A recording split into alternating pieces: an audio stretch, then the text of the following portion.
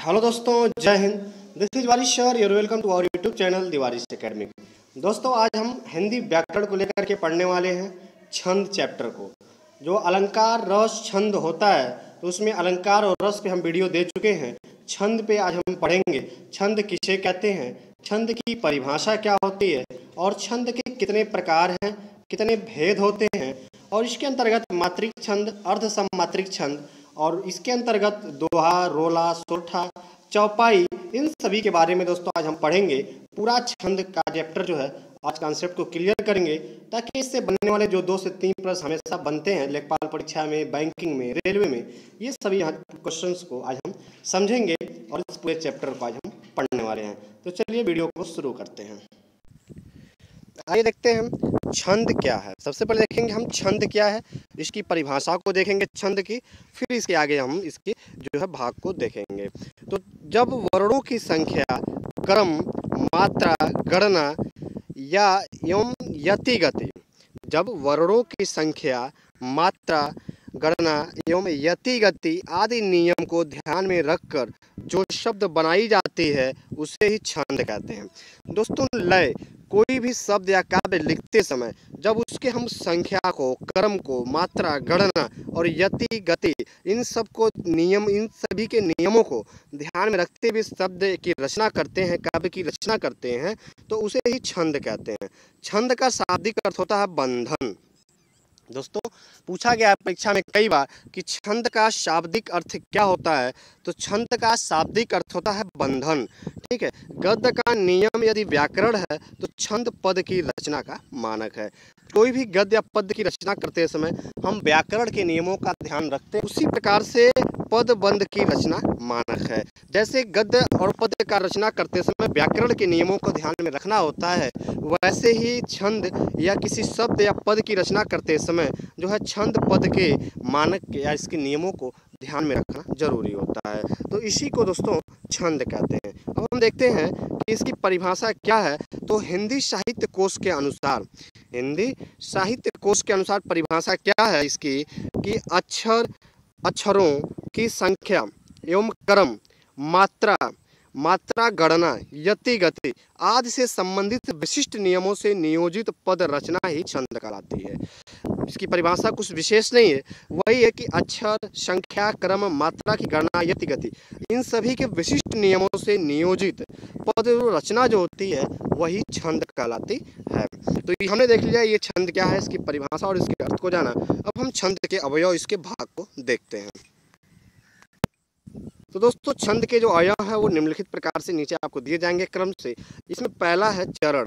चरण क्या है, तो छंद की प्रत्येक पंक्ति को पाद या चरण कहते हैं। छंद की जो कोई भी काव्य लिखते समय, रचना करते समय जो उसकी प्रत्येक पंक्तियां होती हैं, उन्हीं पंक्तियों को हम पाद या चरण कहते हैं। प्रत्येक छंद की सामान्यतः 4 पंक्तियां होती हैं। आप देखते हैं कोई भी काव्य हो, कोई भी कविता हो, उसकी जो अगर आप एक छंद लेंगे तो उसमें आपको 4 पंक्तियां मिलेंगी। तो इन 4 पंक्तियों के समूह को एक छंद कहते हैं। छंद के प्रायः 4 चरण होते हैं। प्रत्येक चरण या पाद में वर्गों और मात्राओं की संख्या क्रमानुसार होती है, क्रम से होती है। पाद के या चरण के 3 प्रकार होते हैं, इसको हम देख लेते हैं। पहला होता है समचरण। पहला क्या होता है, समचरण होता है। तो जिस छंद के चारों चरण की मात्राएं, वर्णों का रूप समान हो, अर्थात ऐसे जो है छंद जिसकी चारों चरण में मात्राएं और वर्ण समान दिए गए हों, वे समचरण कहलाती हैं। ठीक है। द्वितीय और चतुर्थ चरण को समचरण कहते हैं, जैसे कि इंद्रवजा, चौपाई आदि। चौपाई में 4 चरण पाए जाते हैं और प्रत्येक चरण में समान समान मात्राएं होती हैं, समान समान वर्ण होते हैं, इसलिए इसे समचरण के अंतर्गत रखा जाता है। अर्ध समचरण क्या होता है, तो जिस चरण में पहले और तीसरे में, अर्थात प्रथम और तृतीय चरण और द्वितीय और चतुर्थ चरण की मात्राएं और समान हो, अर्थात पहला और तीसरा समान हो, दूसरा और चौथा समान हो, तो वे अर्ध समचरण कहलाते हैं। इसमें दोहा और सोरठा होता है। दोस्तों, दोहा और सोरठा ये अर्ध समम चरण के जो है छंद होते हैं। इसमें पहले और तीसरे में एक जैसी मात्राएं होती हैं, दूसरे और चौथे में एक जैसी मात्राएं होती हैं। ठीक है। तीसरा होता है विषम चरण। विषम चरण क्या है कि जिन छंद के 4 से ज़्यादा चरण हो और उसमें कोई समानता न हो, इसको हम विषम चरण कहते हैं। अर्थात 4 या उससे अधिक जो है चरण जिस छंद में पाए जाएं और प्रत्येक चरण की मात्राएं अलग अलग हों, उसे हम विषम चरण कहते हैं। इसमें कुंडलिया और छपई आदि आते हैं दोस्तों। चलिए आगे देखते हैं। आगे दोस्तों है वर्ण। वर्ण क्या होता है? तो वे चिन्ह या वे चिन्ह जो मुख से निकलने वाली ध्वनि को सूचित करने के लिए निश्चित किए जाते हैं, वर्ण कहलाते हैं। ठीक है, वे चिन्ह जो मुख से निकलने वाली ध्वनि को सूचित करने के लिए निश्चित किए जाते हैं, वे वर्ण कहलाते हैं। वर्ण को अक्षर भी कहा जाता है। ठीक है, वर्ण को ही अक्षर कहते हैं। यह 2 प्रकार के होते हैं, लघु एवं गुरु होता है, लघु वर्ण गुरु वर्ण। तो लघु को हम ह्रस्व भी कहते हैं, गुरु को दीर्घ कहते हैं। तो लघु में क्या होता है? जिनके बोलने में कम समय लगता है या जिनके बोलने में एक मात्रा का समय लगता है, उसे हम मात्रा की एक मात्रा के अनुसार जो है ये, इसके लिए हम ये चिन्ह का प्रयोग करते हैं। इसको हम ह्रस्व जो है ह्रस्व या लघु के अंतर्गत, वर्ण के अंतर्गत रखते हैं। दूसरा होता है गुरु या दीर्घ होता है। तो जिनके बोलने में लघु वर्ण से ज़्यादा का समय लगता है, अर्थात 2 मात्रा या उससे अधिक का समय लगता हो, उसे गुरु या दीर्घ वर्ण कहते हैं। इसका चिन्ह हम ऐसे बनाते हैं। ठीक है, तो ये गुरु का चिन्ह होता है और ये लघु का चिन्ह होता है दोस्तों। आइए आगे देखते हैं। अगला होता है मात्रा। मात्रा किसे कहते हैं? तो किसी ध्वनि या बाढ़ के उवार के, ये बाढ़ नहीं है दोस्तों, ये टाइपिंग मिस्टेक है, किसी ध्वनि या वर्ण के, जब किसी ध्वनि या वर्ण, ये वर्ण रहेगा जो है वर्ण, जब किसी ध्वनि या वर्ण के उच्चारण में जो समय लगता है उसे ही मात्रा कहते हैं। किसी भी ध्वनि या वर्ण के उच्चारण में जो समय लगता है उसे ही मात्रा कहते हैं। लघु वर्ण के उच्चारण में जो समय लगता है उसे एक मात्रा कहते हैं और गुरु वर्ण के उच्चारण में जो समय लगता है उसे गुरु मात्रा या इसको ऐसे बनाते हैं। ठीक है, अगला है यति। यति क्या होता है? तो साधारण परिभाषा में इसे विराम कहते हैं। साधारण से अगर भाषा यति के आपको अर्थ बताएं तो इसे विराम कहेंगे, अर्थात रुकना थोड़ा सा। छंदों को पढ़ते समय कई स्थानों पर विराम लेना पड़ता है, उसे ही विराम स्थलों को यति कहते हैं। अर्थात छंद को पढ़ते समय जहाँ पर हम विराम लेते हैं उसी विराम स्थल को ही यति कहते हैं। अगला है गति। गति क्या होता है दोस्तों? तो गति छंद का मुख्य अवयव है। गति छंद का प्रमुख अवयव है। छंद को पढ़ते समय एक प्रकार के प्रवाह की अनुभूति होती है, उसे गति कहते हैं। जब हम किसी छंद को पढ़ते हैं तो जब हमें शुरू से अंतिम तक एक छंद में एक जैसे जो है प्रवाह की अनुभूति होती है, आनंद की अनुभूति होती है, उसी को हम गति कहते हैं।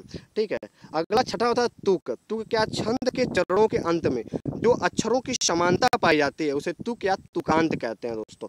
यह 2 प्रकार के होते हैं, तुकांत और अतुकांत। तो जब किसी छंद के पढ़ते हैं तो एक पंक्ति के अंत में जो वर्ण होता है, जब वही दूसरी पंक्ति के अंत में भी वही वर्ण हमें मिलता है तो उसे हम तुकांत कहते हैं। जब इन दोनों में अंतर हो जाए, तो असमान हो जाए अंतिम वर्ण, तो इसे अतुकांत कहेंगे। तो ये तुक के 2 प्रकार होते हैं, तुकांत और अतुकांत होता है।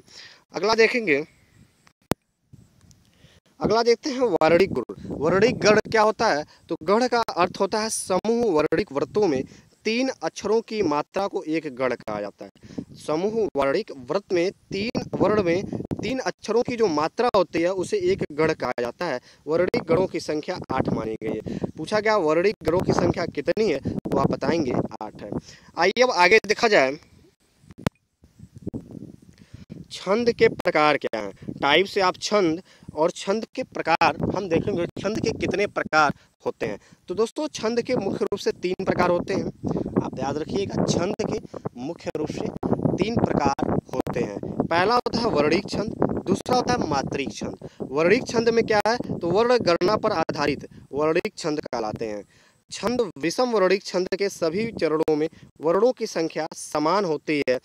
लघु गुरु के क्रम पर ध्यान नहीं दिया जाता है। तो वर्णिक छंद 2 प्रकार के होते हैं, साधारण एवं दंडक होता है। ठीक है, अगला है मात्रिक छंद। मात्रिक छंद क्या होता है? तो मात्रा की गणना पर आधारित छंद मात्रिक छंद कहलाते हैं। जो मात्रा की गणना पर आधारित छंद होते हैं उसे हम मात्रिक छंद कहते हैं। मात्रिक छंद के सभी चरणों में मात्राओं की संख्या समान होती है। ठीक है। लेकिन लघु और गुरु के क्रम पर ध्यान नहीं दिया जाता है। इसमें यह अंतर होता है कि इसमें लघु और गुरु के क्रम पर ध्यान नहीं दिया जाता है। कुछ प्रमुख मात्रिक छंद जिसमें चौपाई, रोला, दोहा, दोहा ये सभी आपके मात्रिक छंद के उदाहरण होते हैं। आइए आगे तीसरा प्रकार देखा जाए। तीसरा होता है मुक्तक छंद। दोस्तों मुक्तक छंद क्या है? तो वे छंद जो मात्राओं वर्णों से पूर्णतया मुक्त होते हैं। इसमें मात्रा और वर्णों का ध्यान नहीं रखा जाता है, ये मुक्तक छंद कहलाते हैं। मुक्तक छंद में मात्राओं वर्णों की कोई प्रतिबंधता नहीं होती है। रसखान और रामचंद्र शुक्ल ने अपनी रचनाओं में इसका भरपूर प्रयोग किया है। अर्थात वो सभी रचनाएं जो मात्राओं और वर्णों के जो से पूर्णतया मुक्त होते हैं, अर्थात उसमें उसकी रचना करते समय हमें मात्राओं और वर्णों के क्रम का या उनकी संख्या का ध्यान नहीं दिया जाता है, कोई जो है प्रतिबंध नहीं होता है, तो उसके हम उस ऐसी रचनाओं को मुक्तक छंद के अंतर्गत रखा जाता है। दोस्तों कुछ हम प्रमुख मात्रिक छंदों को देखेंगे जो परीक्षाओं में जहाँ के बारे में परिभाषा पूछ ली जाती है। तो पहला मात्रिक छंद में होता है सोरठा। सोरठा की परिभाषा और उदाहरण देखेंगे तो दोहे को उल्टा रूप सोरठा कहलाता है। दोस्तों दोहा का जो उल्टा रूप होता है ये सोरठा होता है। यह एक अर्ध सममात्रिक छंद है। दोस्तों पूछाता है कि सोरठा कैसा है, तो सोरठा का क्या प्रकृति है? तो सोरठा एक अर्ध सममात्रिक छंद का उदाहरण है, आप इसे याद रखेंगे। अर्ध सममात्रिक छंद का उदाहरण है सोरठा। इसके पहले और तीसरे चरण में 11-11 मात्राएं होती हैं। पहले में और तीसरे में 11-11 मात्राएं, दूसरे और चौथे में 13-13 मात्राएं होती हैं। इसमें तुक विषम चरणों में ही होते हैं। सम चरणों के अंत में जो है जगड़ नहीं होते हैं। स्पष्टीकरण इसका अभी हम देखते हैं, उदाहरण इसका। तो आप इसको इस परिभाषा को समझिए कि सोरठा क्या होता है। तो सोरठा दोहे का उल्टा होता है और यह एक अर्ध सममात्रिक छंद है और इसके पहले और तीसरे में 11-11 मात्राएं, दूसरे और चौथे में 13-13 मात्राएं होती हैं। इसे हम सोरठा कहते हैं। ठीक है, आइए देखते हैं सोरठा का उदाहरण एक देखते हैं।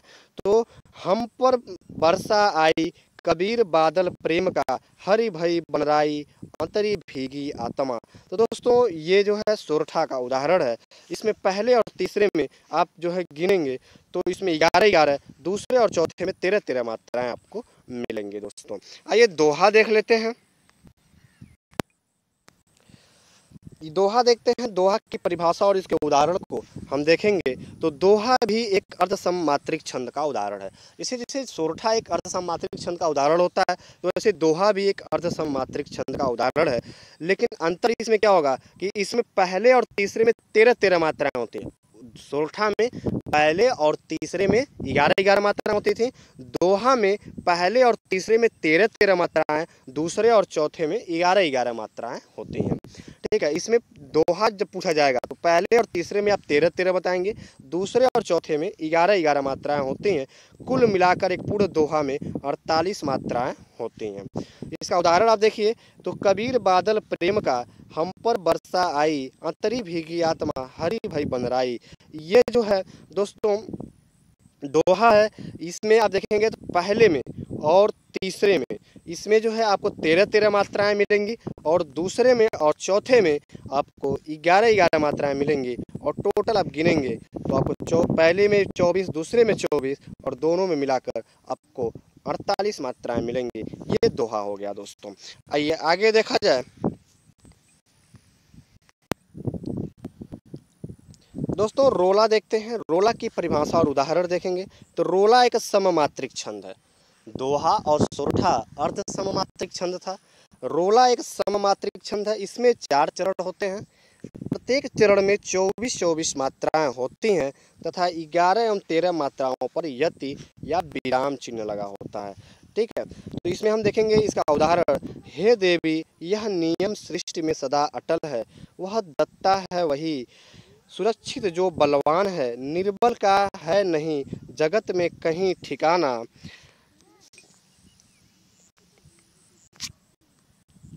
रक्षा साधन उसको प्राप्त हो चाहे नाना।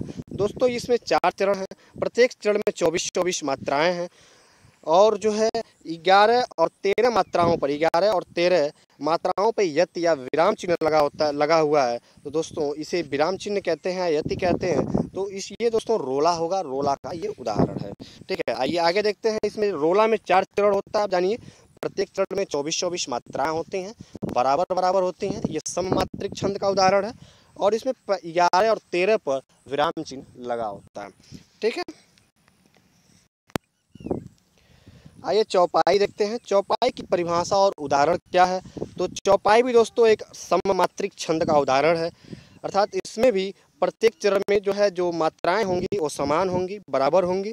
इसमें कुल चरणों की संख्या 4 होती है, तो इसका नाम देख रहे हैं चौपाई, आगे चौ लगा हुआ है।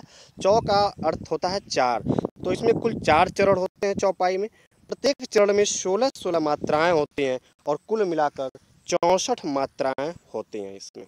ठीक है, तो चौपाई में 4 चरण होते हैं और प्रत्येक चरण में 16-16 मात्राएं होती हैं और कुल मिलाकर के इसमें 64 मात्राएं होती हैं। ये एक सममात्रिक छंद का उदाहरण है। किसी भी चरण के अंत में लघु या गुरु इकलौती मात्राएं नहीं होती हैं। चरण के अंत में 2 लघु या गुरु मात्राएं होती हैं। अंत में आपको 2 लघु या 2 गुरु मात्राएं मिलेंगी। गोस्वामी तुलसीदास जी ने अपने महाकाव्य में सर्वाधिक चौपाई छंद का प्रयोग किया हुआ है। ठीक है, इसके उदाहरण देखते हैं।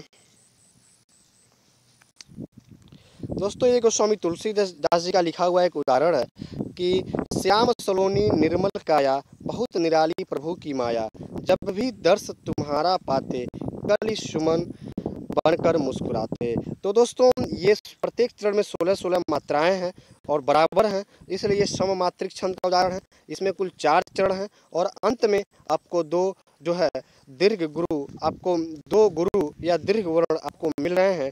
तो ये जो है आपका दोस्तों चौपाई का उदाहरण होता है। चलिए आगे एक और लास्ट देख लेते हैं जो परीक्षा में पूछा जाता है। आइए आगे देख लेते हैं सवैया। सवैया की परिभाषा और इसके उदाहरण को हम पढ़ेंगे। तो सवैया एक समचरण छंद है। सवैया क्या है? तो सवैया एक समचरण छंद है। इसमें भी 4 चरण होते हैं। प्रत्येक चरण में 22 से 26 वर्ण होते हैं। ठीक है, क्या होते हैं? एक समचरण छंद है और 4 चरण इसमें भी पाया जाता है चौपाई की तरह, और प्रत्येक चरण में 22 से 26 वर्ण होते हैं। वर्णिक वृत्तों में 22-26 अक्षर के चरण वाले जाति छंदों को सामूहिक रूप से हिंदी में सवैया कहा जाता है। ठीक है, सवैया को चंद्रकला भी कहते हैं। दोस्तों कई बार पूछा गया सवैया का एक उपनाम क्या है, तो ये चंद्रकला है, सवैया का उपनाम है। ठीक है, इसके उदाहरण देखते हैं। कानन दय अंगुरी रहियों, जब ही मुरली धुनि मंद बजइए, माहिनी तानन सौ रस खान, आटा चढ़ी गोधन गहे पै गहिए, तेरी कहूँ सिगरे ब्रज लोगानी, कालही कोई किन्हो समझई, मायरी वा मुखसी मुस्कान, समहीन समहारी न जई न जई न जई। तो दोस्तों ये जो है 4 चरण आपको दिख रहा है।